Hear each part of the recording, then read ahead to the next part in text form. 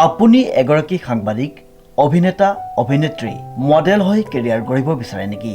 যদি বিচাৰে তেন্তে যোগাযোগ কৰক নিউজ নাও।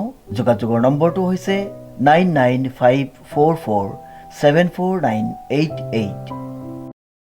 ভোগালী বিহুৰ দিনাই শিৱসাগৰৰ এগৰাকী উদীয়মান যুৱকৰ প্ৰশংসনীয় পদক্ষেপ।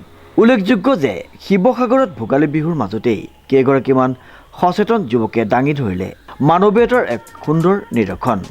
সমূহ অসমবাসী ৰাইজলৈ ভোগালী বিহু আন্তৰিক শুভেচ্ছা জ্ঞাপন কৰিছোঁ।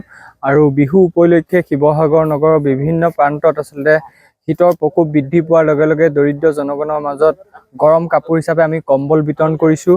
ইয়াত আমাৰ শিৱসাগৰৰ যুৱ সমাজকৰ্মী বিষ্ণু শইকীয়া আৰু কেইবাজনো সমাজ সচেতন উদ্যমী যুৱকৰ সহযোগত আচলতে আমি শিৱসাগৰ নগৰখনত পদপদত থকা বিভিন্নজন ব্যক্তিক আমি আজি কম্বল একোখনকৈ তেওঁলোকক বিতৰণ কৰি মানৱতা জয়গান আমি গাবলৈ চেষ্টা কৰিছোঁ। আৰু ভূপেন হাজৰিকাই কোৱাৰ দৰে মানুহে মানুহে গীতটো আমি আঁত ধৰিয়েই এই কামসমূহ আচলতে আমি শিৱসাগৰত কৰিছোঁ। আৰু আজি ভোগৰ উৎসৱ ভোগালী বিহু, আৰু এই ভোগালী বিহুৰ সময়ত আচলতে তেওঁলোকৰ কাষত আমি উপস্থিত হ'বলৈ পাই আমি ধন্য মানিছোঁ। বিহু উপলক্ষে পদপথত আৰ্থিকভাৱে দুৰ্বল শ্ৰেণীৰ লোকসকলক কম্বল বিতৰণ কৰে যুৱক কেইগৰাকীয়ে।